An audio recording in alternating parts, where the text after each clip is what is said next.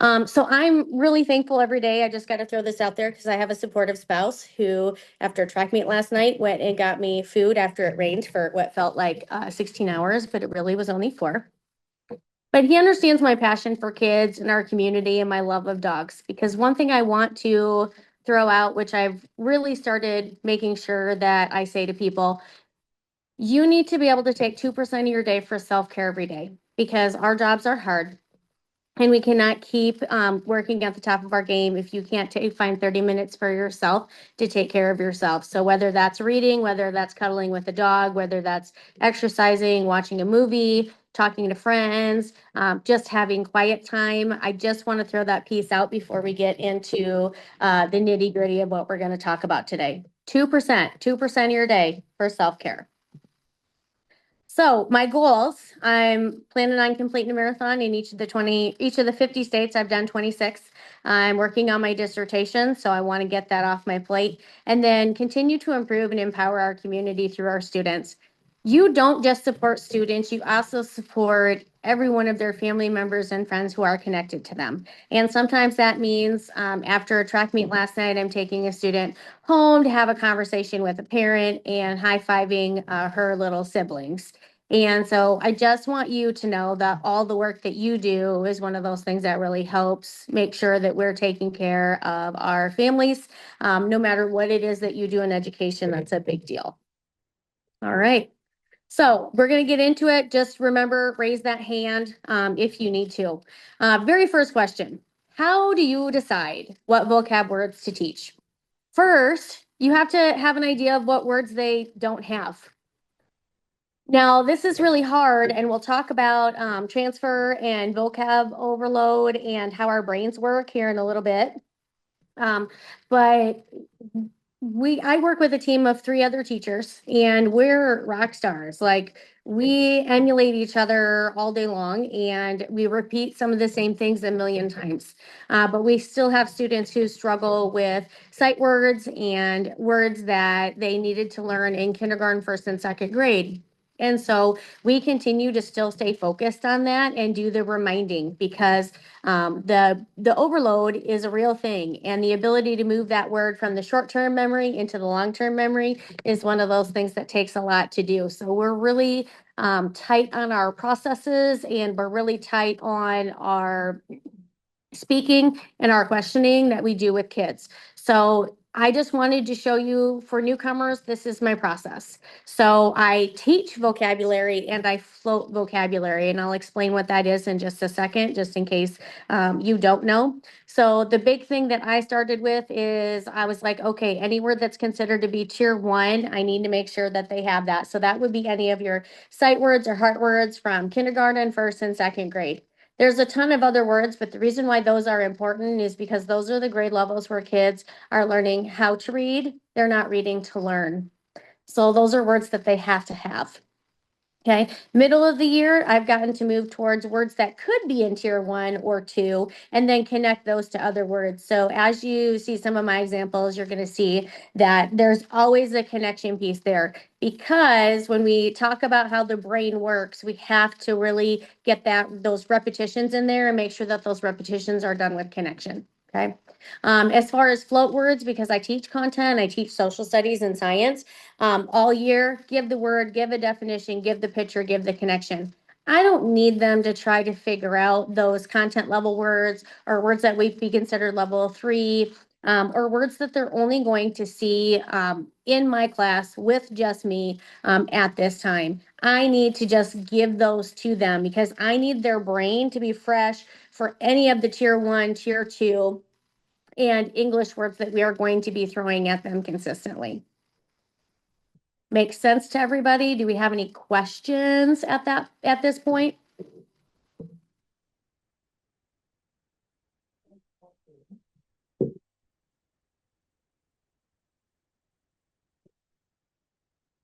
Okay, are we good?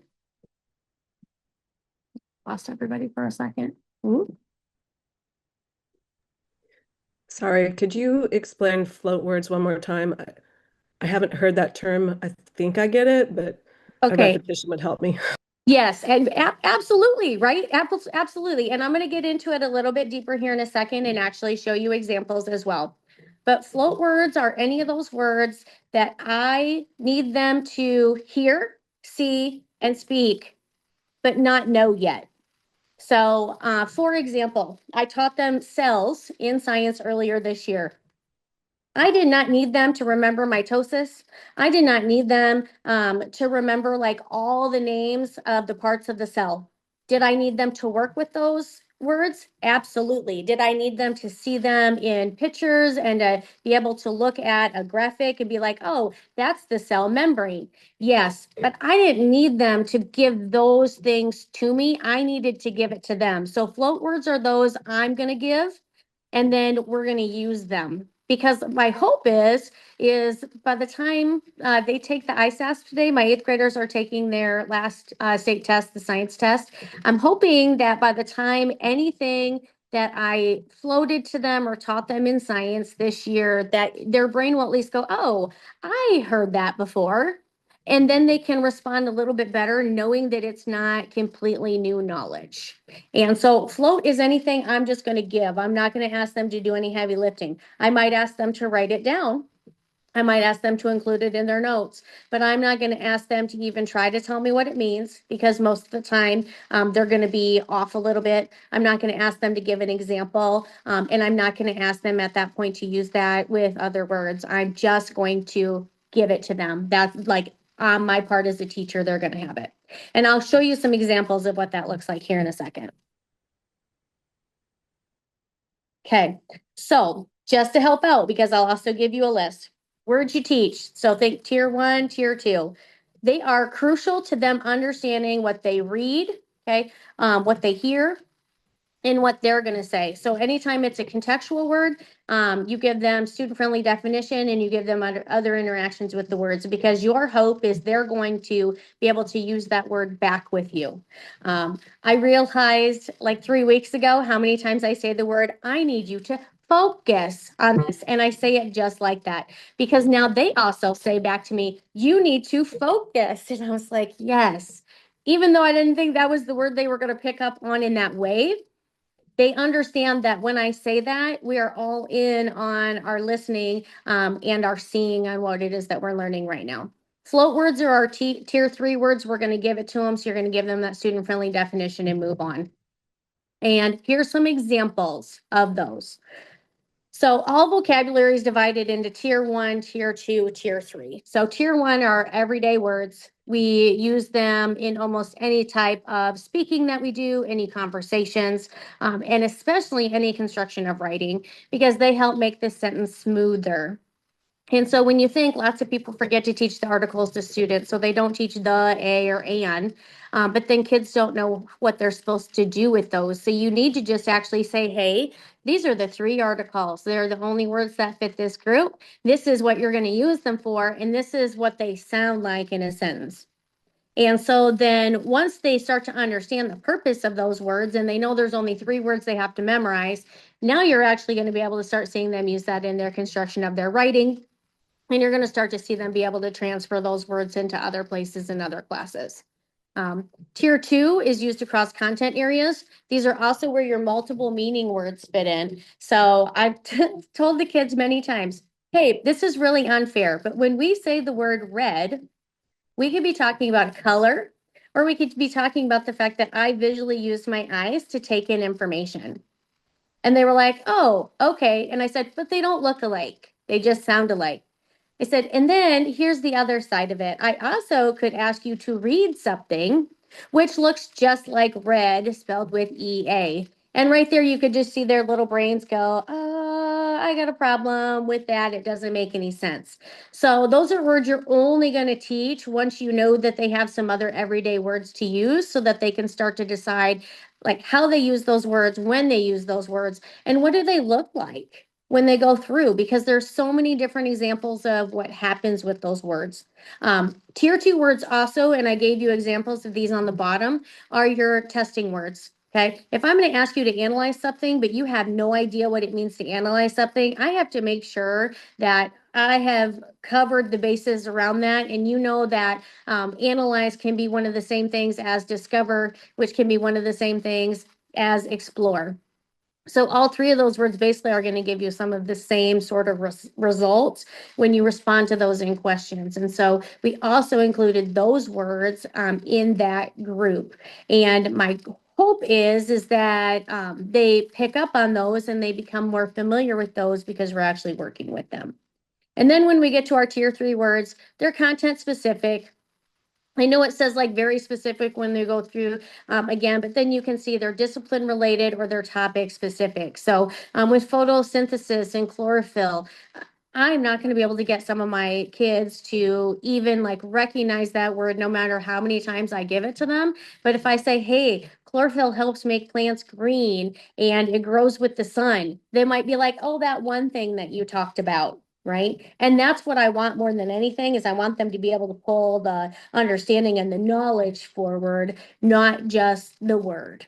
And so those are where you really want to just give it to them and make sure that they have exactly what it is and what it means together. Any questions on that? Are we good to go? As I take a quick sip of my coffee.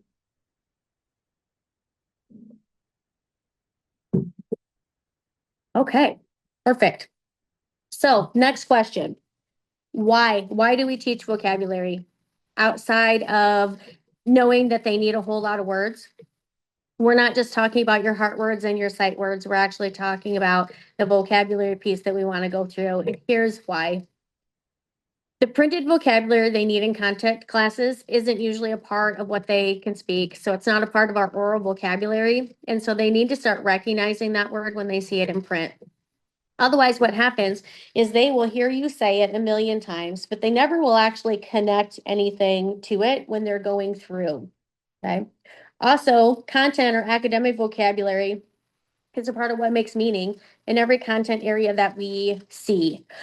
So this is really important, even from fixing reading gaps in order to move students forward or to make sure that they can recognize parts of words and start to draw upon that. Personal experience with this, I had a nephew who in second grade was really having a tough time reading. And the reading intervention they gave him was on the computer, which I understand why people do that because sometimes it's easier or they don't have anyone who knows how to do that. But the word he needed to be able to recognize, so read, identify, and give syllables to was the word coconut. And I was really surprised by that because that word isn't on any of the lists. Like in my mind, that's a tier 3 word, that's a float word. But I was even more shocked when I said, "Hey, show me how you're learning to read at school." And my sister was able to log into his program and they were saying the word, but they weren't showing the word. And he was supposed to identify how many syllables that coconut had from hearing it, which is really easy, but he had no concept of what it looked like. And so we sat down right then and we made him some little flashcards with some post-it notes on it that divided each of the syllables and showed him the word. And within a month, he was back on track because we have to be able to see what we say and what we're going to put into our brain. If we don't have all aspects of the seeing and the hearing and the saying, then we don't actually like know that word well, and we don't have a really concrete version of when I see that word when I'm reading. Like he had no idea. And I see that with my students now. If I don't make sure that they attend visually, speak it, and like auditory, they're not able to like pull that word all the way in. They can recognize when I say it, but they have no way to use it. And so that's just one of the things that I really want people to think about because that's our brain like at its best is being able to make sure we access it in all three ways and we give it to them in all three ways so that they can move forward and keep that going. And I know I saw a comment come up in the chat really quick. I mean, yes, just that's exactly it. The importance of why we need to do all the things. Like, I love that comment. That's exactly true. Okay. The next thing, why do we teach it? And this is where it really becomes important to think about like how our brain works. Anytime we can give them more vocabulary in a content area, they can make connections between other aspects. So now we've got transfer happening. So they may not have every aspect of the word down, but if they can start to recognize it and they can start to get those repetitions of that word in, then pretty soon they can move that from short-term memory to long-term memory. And you want them to do that with what the word means or what the word is connected to. What you don't want to have happen is for them to move that word with incorrect knowledge. Okay. For example, we know the word gravel, and when I think of the word gravel, I think of the size of rocks that I see in alleys. However, when we when we start to like really dig into that, other people also call the rock that are in fish tanks gravel sometimes. Well, the size difference is pretty extreme between those. So we want to make sure that like we can give as many aspects to the vocabulary word as we want to, but we need to make sure that we give them what we're thinking in our mind and how it connects to what it is that we're teaching. Okay. The other thing, background knowledge always shows up in student vocabulary. So the more they know, the stronger their vocabulary is in that area. And I guarantee all of you have heard a kid say, huh, that word doesn't mean that in my language. And I always follow that up with, that is excellent that you have that connection. In English, this is where this word lives, right? Because now you've taken a connection that they have in their brain and you've basically drawn a line from it to the word you just shared and the meaning you just shared and the picture you just shared. And so now you've cut down the amount of repetitions that you have to do with that word for that student from 10 to 20, which is our next little piece, and you've moved that back to the 5 to 7. So that's one of the things to really think about why it really matters that you can do like a cyclical version and teaching around with that word. Okay. Our memory and our focus time, like our amount of ability to pay attention to things has really gone downhill. We need to think about, it used to take 5 to 7 times, which is why phone numbers, 7 numbers, right? Anyone can keep anything in their brain for 7 numbers, like 7 opportunities. 5 to 7 used to be what you needed to do to move it into that long-term memory and have it be connected to stuff. That number now is more around the range of 10 to 20. But if you take our first time language users, okay, it probably is closer to 25 or 30 times that they need to experience something and connect it to something in order to get that ready where they can use it. So when they can do that quickly, that obviously makes everybody very happy. But we need to make sure that that transfer stays and it doesn't go away. I know when I think about what that looks like, we know that we start off learning to read and then we read to learn. And then we finally can start to read for like meaning and context outside of the bigger version. So the first time you read something, you're just trying to figure out what it says. The second time you're like, huh, I can connect that to me. Now I got it. And the third time you're actually taking that meaning and you're connecting it to things outside of you. So when we think about that with reading passages, if they're also still trying to learn vocabulary, we really haven't set them up very fairly in order to move forward with any of those pieces. Especially if they have a different version of that in their head. So you want to get that out and you want to clear that up right away. So I start every day with bell work and then we move right into vocabulary. And you guys will get to see some of that work here in a second. So any other ahas or questions before we get going into that next little piece?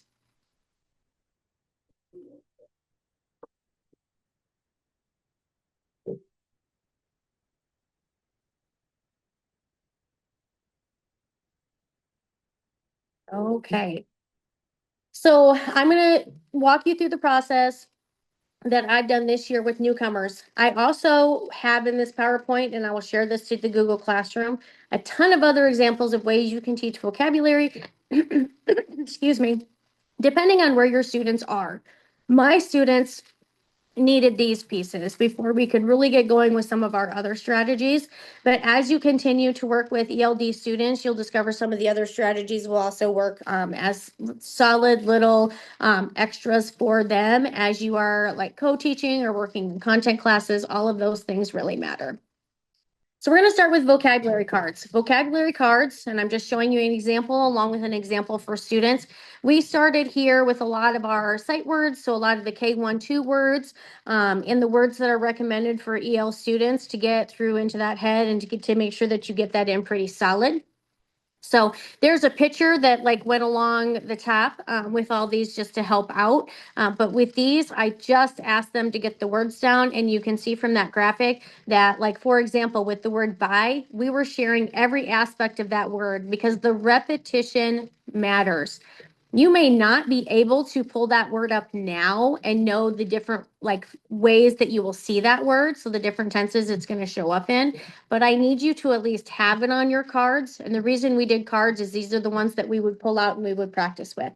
So just like you would do with students in elementary, they could pull these out and they could make sentences out of them. We could use them. Like I had my own list, so they could come to the table and we would run through like sight word drills with them in order to help out. Apologize for the bell. There'll be one more, but I'll just keep going. And so the whole goal with this was this picture. Okay, this is one of my students, and she likes to come and sit at the table with me, and that's great. But you see, she has pulled her words out to make a sentence, and that's what she is working on top of her notebook is our vocabulary sentences. So her process is she picks out anywhere from usually 5 to 8 words. Because right now I'm trying to have everyone write 9 words in a sentence, and I'm hoping that they have context in that sentence as we're moving. And so she would sort through her words and she would see what they said, and then she would work on putting that together in a sentence. I think one reason she likes to do it at the table is so that we can give her feedback right away if needed, but she also has more space than she does on a desk. And so that's fine because I also can go help other students while she's in that space. She's probably one who's grown the most this year and is the most comfortable with her sentences. So you would decide what words you want on your vocab cards if you were doing that. I chose mostly tier 1 words for that piece because those are words I wanted them to be able to memorize without a lot of additional work. They're words that don't necessarily have a trick to learning them. They don't necessarily fit in other things. And so we always made sure that we had an activity that we worked with as we went through, and then wanted to make sure that they were words that they could work on memorizing as they went along. Any questions? And feel free. I don't have any of my word lists like uploaded or anything right now, but I can definitely like upload any resources or any of those things here over time, especially now that we're basically through state testing, except for makeups. We'll have a little bit more time to do all of those things. All right, our next piece, okay, was vocabulary sentences. And we started off really simple. We tried to start with 5 words as you go through. This is a more advanced form because this is actually from this quarter. And so we are obviously past our tier 1 words. We're into words that would be tier 2 words that they would see happen over and over and over again. But the big thing I really want to point out here is I make sure that my group of words, and I teach 3 words a day, I make sure my group of words are connected in some way, shape, or form because we're really working on those connections between the words, and it helps them be able to use those words as they go through. So if you look on the Tuesday example, you can see that he was pretty excited to use all 3 words together. Okay, so he says, I am fortunate to be in the advantage, and for me, that's valuable. He was thrilled to show me that sentence. And the thing is, the only question I had to answer in that moment, because they already had the vocab definitions, they had a picture, they had a sentence, and they had example words there. And then they also had part of speech. So like, how do you use it on their notes that they already took? The only question you had to ask was, can I use all 3 words in the sentence? And I said, absolutely. And so we literally list those words out. I also give sentence frames on the bottom because here's the reality. All of our students are not able to write these sentences on their own. So I want you to potentially write 9 words in 1 or 2 sentences right now. But if you aren't able to, I'm going to start you with a sentence frame, okay, that you are welcome to use. And if all you do is repeat the words in there. At least what I understand is where you are and that you were able to copy that sentence frame and try for me. Right? That's what I'm looking for because then I can also give you feedback. So one of my students came up yesterday or Wednesday and was like, "Hi, miss." And he used a sentence frame and he said, "How about this?" What he was missing were some of those tier one words. So he didn't know where to put I, he didn't know where to use and he didn't know that he needed to use an article. And so for me, that was a huge win because obviously that's part of English is learning where those words go and how we use them and what they look like. And he just didn't know where he should put them at. He knew he needed to put them in the sentence, but he didn't know where they should go. And so we were able to actually fix that sentence. So now, like, they turn this into me at the end of the week and I can give it back to them. And now they have examples of sentences that are written by them, but they also get to have that pride that when they get that feedback, then they know that they are writing the sentences in the way that they should be. Which is a huge win because that repetition and those connections are the big pieces we have to go with every single day. And so some students are able to do things like that and move forward. And some students need a little bit more help. And we're here to give that to them. I just make them make sure that they're using a sentence frame. So there's been a point in time where they're just repeating the three words again. And I was like, okay, nope, let's work on a sentence. Even if I have to write every word for you, but the vocab words, okay, you're still going to copy. So you still get that practice in there and you're still going to get credit for the work that you're doing. And so those are big pieces on ways to like continue to grow because the amount of kids who need help writing a sentence now compared to the amount of kids who needed help writing a sentence 2 quarters ago is drastically different. And I'll show you a couple other ways that we work on continuing our vocab and making sure that we're getting those writing pieces in as well. Any questions, comments on that one? I'm watching time. I know we may not get through everything, but we're going to get through as much as we can, and I will continue to share with everybody. I have a quick question, Laura. Yeah. Would you ever correct these sentences or give suggestions on how to make it um, a little more grammatically correct, or do you just count it as a success? If they're asking for feedback, I give them, I go ahead and I give them the feedback. If they aren't asking me, I don't go through and do that. What I say to them instead when I read the sentence and when I get a chance to talk to them is I say it with all the words in there. Because what I don't want to do is I don't want them to stop trying. And I have students who at one point in time, I was worried more about a learning disability than a language need because they weren't transferring anything. And so I will ask them to come to the table, especially if I see that they're missing some of the same things. But I don't go on their paper after they've handed it in and ever write the changes because I don't need them to see me doing it. I ask them to do it like we do it together. And it's literally maybe 3 kids a class. So it's able to be done at that time. And they just know, like I have 6 stools at my table. My table will be full during this time for the kids who want the feedback. And even if they don't need the feedback, they will come and hand me the sentence so I can read it and celebrate with them in that moment. So they're still missing some things, but we don't get super worked up about it because I'm showing them how sentences look every day. And I'm also giving them like other sentence frames to help with that. So we just keep working on it. I love that you asked that question. So like, here's an example for everyone to think about. Um, I'm going to show you Wednesday writing here in a second. And basically what we've started working on is the order of like nouns and adjectives because they asked to work on adjectives. So we work on that in our content area and we also work on it just with writing. What my Spanish speaking students didn't realize is you just move the adjective from behind the noun to the front of the noun. And as soon as I said that, they're like, oh, like the whole room was like, that makes so much sense, right? They just needed to gain that connection like in their brain. So they're like, oh, I'm writing all the right things. I just don't have it in the right order. This is how I fix it. And now they pretty much get it all the time. And so that's one of the fabulous things is like, how can you make the connection so they still feel valued? And so I don't do the writing after. I'll do it with them in that moment. I'll have them come to the table and work with me, but I never want them to get something back that I wrote all over that they have no understanding of. Thank you. Next one, Wednesday writing. And this one I'm pretty excited about just because Simona, I know you're here, and this comes from that packet of materials that you gave me at one point in time. I was like, how can we make this work better for our students? Like, there's great resources in here, and I can give them a list of comparative adjectives, but they don't know what to do with them if I don't actually like work with them on there. So we started doing Wednesday writing where we practice with different types of words.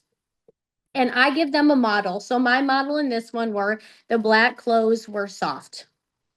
And so at the note card, and you see an example of a note card there, I'm like, okay, write my example down. And then we go through and we have a very specific way that we mark adjectives, nouns, verbs, articles, and prepositions so that students know what it looks like. And I go through and I mark those, and then we talk about it.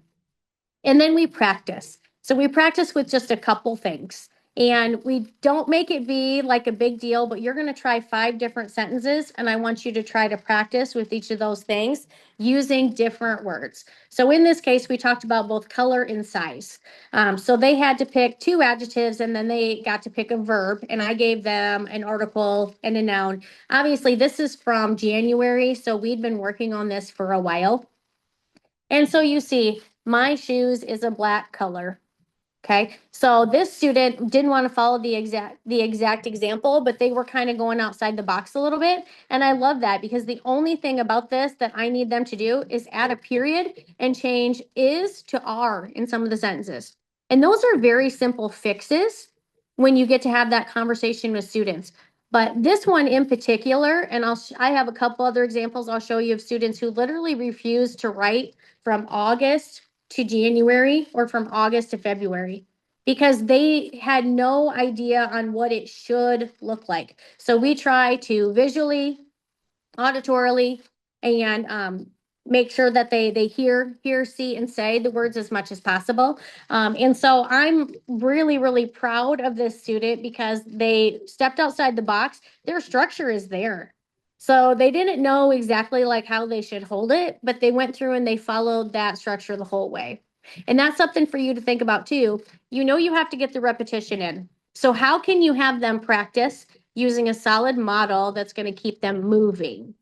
And you have to make sure that they have opportunity to practice where it doesn't feel, I don't know, hard or stressful. One day last week, I was able to look at one of my students who'd been really resistant. In fact, even at conferences in February, his family came in and they just said, Miss Meyer, is he even trying? Is he even trying to learn English? And I said, it doesn't feel like it to me. And he was here, he was sitting at the table. And they said, I don't know what more we can do because he's also not trying at home. And I looked at him and I said, hey, listen to me. I said, I want you to be so successful. I said, I don't want you to yell at me when you get frustrated, but I want you to be successful. I also want you to keep your Spanish language. I don't want you to lose that. I said, but I want you to be able to be comfortable in the United States with your family and be successful. And in order to do that, your family is telling you you need to learn English. I said, and they are investing in you only in school and with a tutor. And like we left conferences and they were like, Miss Meyer, can you just like stick with it? Like, we're going to make sure he understands he needs to try because he's not trying right now. And within like 2 or 3 weeks, he was able to do a Wednesday writing card and I was able to give him solid feedback. And now ever since, I don't have to encourage him to write. He just needed to know that I saw his effort and he's actually doing pretty well. And not like I'll point his out here in a minute. And I think you guys will be a little like, oh, okay. So like number 1, he's a middle school boy. Number 2, it's really easy just to get angry instead of do something hard, right? It's really easy to do that. Number 3, his family is pushing, like so much to the point that he has a tutor outside of school and they always support us. Like they are one of our top families. Like if we say, hey, he struggled with this today, he's not going to struggle with that tomorrow, right? They do not accept it. And number 4, it looks cooler to be the one who isn't like going along sometimes, right? Because he's a middle school boy. And so to see him change that and be like, wait, I do like my teacher to look at me and say, oh my gosh, that's fabulous, right? And so, like, just to have the smile light up his face and for him to understand that he can take control of that is a big deal. And so I really lean into that as much as possible. And I send all of these things home to families. So if families say, what are you working on? I send it home at their level so that they can practice at home as well. I have another student who has a little sister in kindergarten, and she is loving learning English right now. So guess who helps him at home?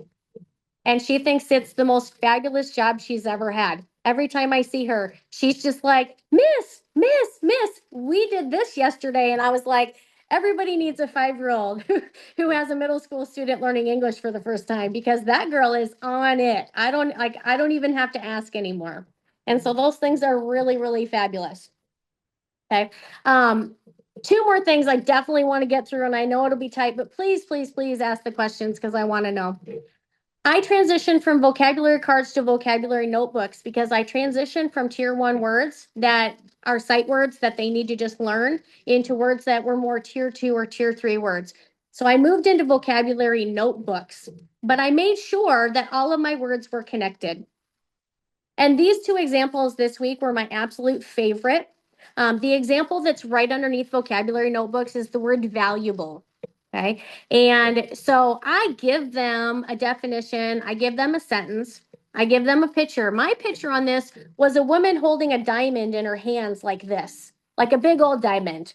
And we talked about how things that are valuable to us can be experiences for us, but they also can be things that are expensive. So in his picture, he drew a Bugatti and a Lamborghini and just thought that was the best thing to share. So I think the thing that I really want to like make sure everyone gets out of today is when they start to make that transfer, they start putting their own spin on the pieces. And that's what you want because that means it's going to be in their head when it's all said and done. Because I'm trying to give them things that I think make the context for them. But if they can do it, then their context is even better. And that way they can look at it and then they know. I also tell them at this point in time, this word is this and this word is not this. Because you need to start being very clear about how that word can be used and how it cannot be used, because it's a word that is pretty specific and it's not just a sight word. So there's a lot more context that goes behind it. When they hear it, they're going to hear it in different contexts all the time. And so you want to make sure that they have like a well-rounded view of that picture. And then my other one that's a favorite. My words were eager, habit, and repetition. And these were our words that I wanted to make sure were connected for them and that we could keep together. Well, I put a picture of a habit with a student brushing their teeth because I wanted to make it be something that they recognized. So now we got a whole mouthful of teeth. But guess who knows that you make brushing your teeth a habit, and a habit is something that you do every day and you don't even think about it, right? So I know that that went home. And this student, the one with the teeth, is probably my student I was most worried about at the beginning of the year. He's the one with the 5-year-old sister where I was like, we aren't picking up any tier 1 words. I'm really worried. He doesn't want to talk any English because he's not confident. And now he literally is going all away from my picture to his picture and doing all the pieces, and he's proud about it. Like literally walking around with his notebook showing everybody. And if you can get your students to that, those words are sticking in their head because then they also get that positive feedback that goes along with it. Okay. And so those things are awesome, and we really want to keep moving forward with those. I just wanted to check and make sure I didn't have any questions. Okay. I know I have 11 minutes. This next one is a new activity we just moved to this week, but it is powerful. And so I want to make sure that I shared it with you because this is how you move from content vocabulary to getting your words having all the context that can go along with the pieces. So we have a lot of vocabulary that shows up in content, but not necessarily a lot of context that goes behind it, especially with students who are learning these words for the very first time. So when we move into that, we are going to concept circles. And this is one of the primary reasons all of my vocab words that I teach per day are connected, if it's at all possible, because I wanted to get to the point where I could give them a concept circle. And this is what that is. And you don't have to have just four like basically like separate spots. You can have as many as you want. But concept circles make them start to think about the concepts behind the word. Okay, so what is it that that word is going in, and what is it that you're dealing with? It also allows you to bring additional things to tie into that concept. And so you can really make sure that you're hitting all of your learning targets with your standards that come from the state of Iowa.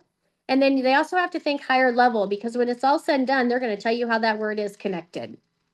Okay. I also really like it because I very quickly can assess it for understanding when we go through, which obviously is a formative process. But if I need to divide kids out into groups very quickly, I'm able to do that with this circle in about 30 seconds just by looking at it. And one of the primary ways I do that is I will explain that to you in just a second when I show you my student examples.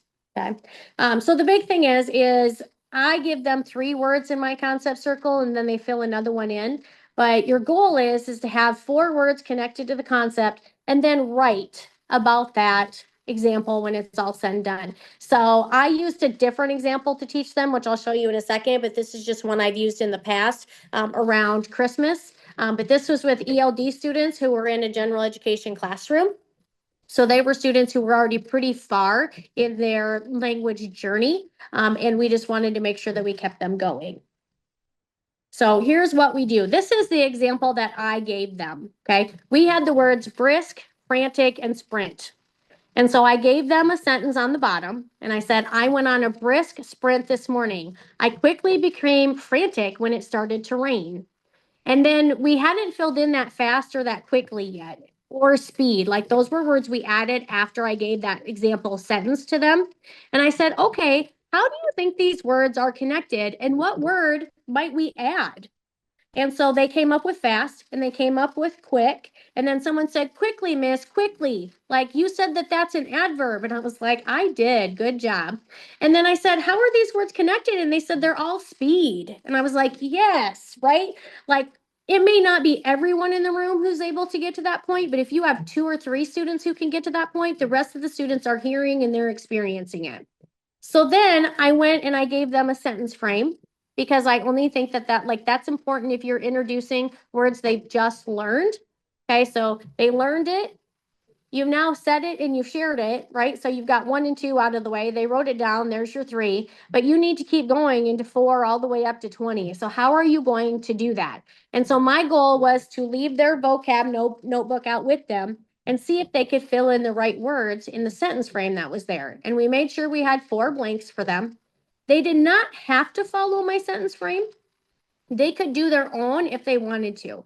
But for the students who aren't sure yet, and this happened yesterday we've done 2 concept circles this week. And I said, okay, pause for a second. Is everybody caught up with their notes?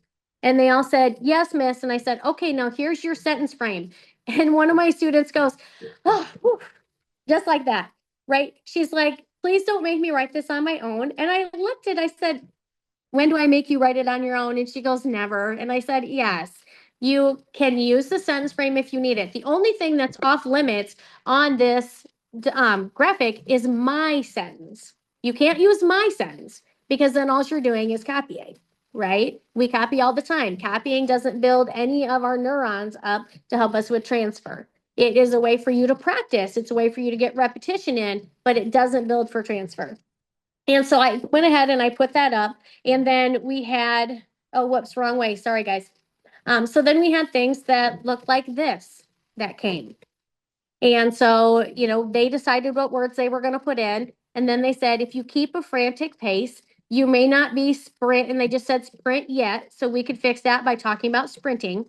If you sprint quickly, then you might fall down. So you need to watch your pace. And so pace was a word that came up like from that sentence, and I explained what pace was, and they all went, oh, okay, I get that. Like, I know that means how fast am I moving. So they took part of the sentence frame, and then they used other parts as they were going through. And that's really what we want. Like, when do they feel super confident that they can move into the next piece and keep that going? And so then just here's another example of what that looks like as well. This actually is my student who did not want to practice English at all. Like, literally was kind of refusing to do that. Hi, sweetheart, can you just set those right there for me? Thank you so much. Sorry, office runner. And so I'm really proud because this was when he decided he was going to step outside the box, and you could see how he really worked to get everything there as much as he could. And it makes sense. So when you read his sentence, it makes sense. If you keep a brisk pace, you may not be frantic, but if you are quickly, you might fall down. So you need to watch your sprint. And this was a student in February who wasn't even willing to try. And now with some positive feedback and some family push, we're literally writing sentences and making sure that they are complete. So I can't stress enough the importance of like family to all of this, because family is huge. They do so much to keep us moving, and they stay with us so much. They really want the best for their kids and for their families, no matter what that looks like. And they're willing to put the hard work in. So one of the things I'll introduce in the Google Classroom and I'll send to the parents is I'll send them Concept Circle, and I'll give them some examples that they could work on, because I think it's important even in their L1 that they start to think about, how does our language connect? Because a lot of our languages are very, very similar. So there's not a lot of things that are crazy different. They just usually come in a different order. And sometimes we have words that aren't similar, but they do the same function. And that's one of the big things that we really wanted to push for them. Does anybody have any questions on this part right now? I know we're getting close on time.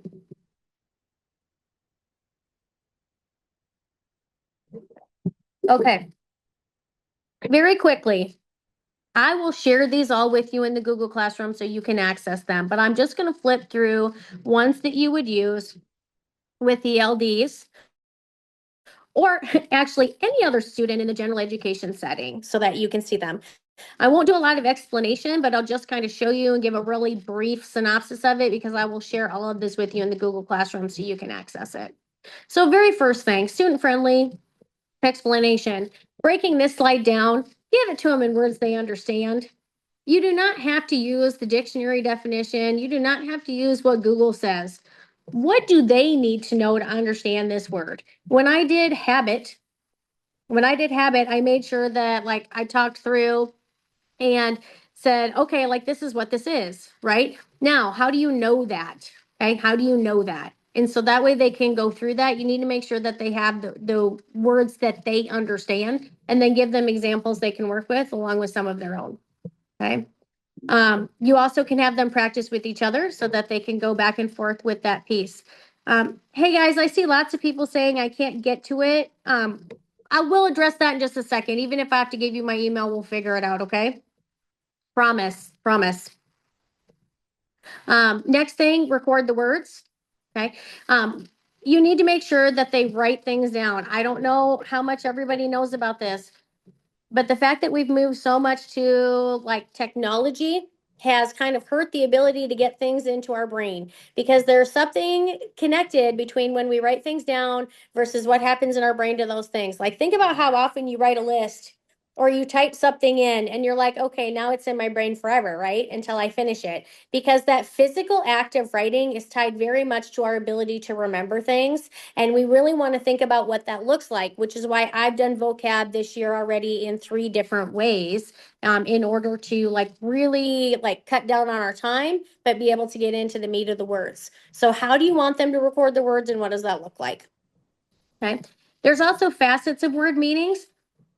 Words mean so many different things, and it's almost unfair to our kids who are learning English for the first time. Like, I gave you the example of red, which can be, I actually visually like access text, or it can be the color red. Or we can talk about, I would like you to read this now. So I want you to visually access it, but you haven't done it yet. And so you give them most common and then give them all the other ones after. Okay. But you give them the one that you believe they're going to see the most based on your setting, and then make sure the other ones are included. Because you don't want them to go and be like, that word does not mean that ever. You want to make sure you're following up with that piece. Okay. Next one is relationships among words. Okay. So how do you go through and make sure that you talk about that for them and make sure that they know that there is a connection? We got to have that connection piece there. And then students' use of words. How are they going to use it? How are they going to practice? So are you going to have them write vocabulary sentences? Are they going to share? Are they going to edit? You want to make sure that they record anything that they've taken care of. Like those are big things that you want to spend some time on. And then here's just some different examples of ways that I have either done this myself or I've watched other people do it in general education classrooms with students who have most of the language. So they've done links tables and you can see what all is there. We've done vocabulary wraps, so they respond, they analyze, they produce. You see that piece right there for you. This is just an example of what we show when we do the wraps so that they know it is up there for them to work with. You can do a vocabulary bag, so you can put a word in the middle and then you can start giving them words around that describe that word to see if they can figure out what the word is that's in the bag. And that helps them start to like think about the bigger picture and what all's connected. And then you can do vocabulary simile, where you're going to give them a picture in there, and then they're going to talk about how that word is like other things and tell you why. The why is the most important part because that tells you whether they have the transfer or not. Lots of people can tell you how words are like other words, but they don't know why they're like other words. So if you can start to get that nailed down, then you'll really know where you're at and you can really focus on that piece.